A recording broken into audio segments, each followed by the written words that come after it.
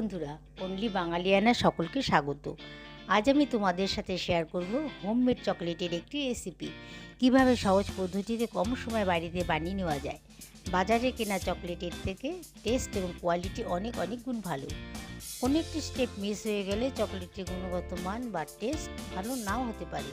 তাই ভিডিওটি স্কিপ না করে প্রথম থেকে শেষ পর্যন্ত দেখার অনুরোধ রইল। চকলেট বানাবার জন্য আমি এখানে নিচ্ছি হোয়াইট কম্পাউন্ড আর ডার্ক কম্পাউন্ড। হোয়াইট কম্পাউন্ড থেকে 2টো বার আর ডার্ক কম্পাউন্ড থেকে 1টি বার। তোমাদের ডার্ক ফ্লেভার পছন্দ হলে 2টো ডার্ক 1টি হোয়াইট বার নেবে, আর যদি মিষ্টি ফ্লেভার পছন্দ করো তবে 2টো হোয়াইট আর 1টি ডার্ক বার নিতে পারো।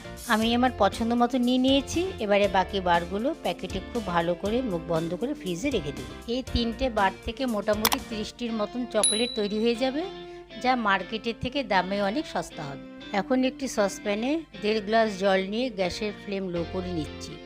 একটি বড় বাটিতে হোয়াইট বারের টুকরোগুলো দিয়ে গরম জলে পাত্রের উপর বসিয়ে দিলাম।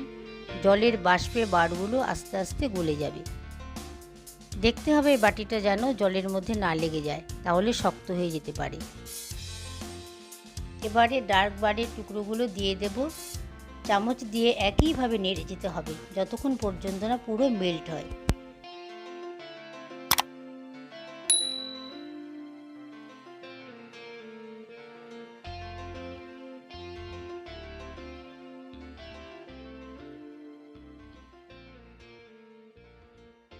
স্মুথ টেক্সচার না আসা অবধি ভালোভাবে নেড়ে যেতে হবে।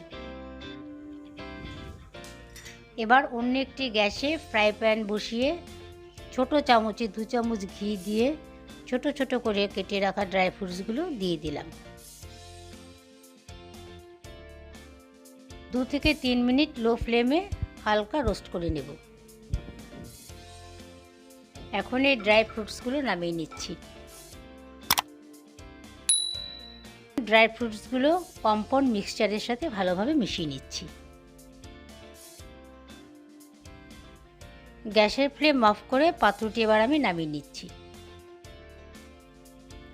উষ্ণ অবস্থায় মোল্ডে দিতে হবে, একদম গরম বা ঠান্ডা নয়। আমি সিলিকনে মোল্ড নিয়েছি, কোনো তেল ব্রাশ করিনি।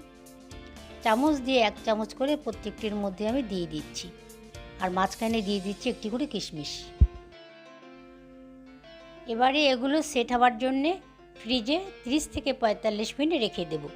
মনে রাখতে হবে ডিপ ফ্রিজে রাখা যাবে না। রেসিপিটি যদি ভালো লেগে থাকে তবে লাইক, শেয়ার এবং কমেন্ট করতে ভুলবে না। চ্যানেলে নতুন বন্ধু হলে অবশ্যই সাবস্ক্রাইব করবে, আর পাশে থাকা বেল আইকনটি প্রেস করে দেবে, যাতে করে আমার রান্নার নতুন কোনো রেসিপি আপলোড হলে সবার প্রথমে তোমাদের কাছে পৌঁছে যাবে।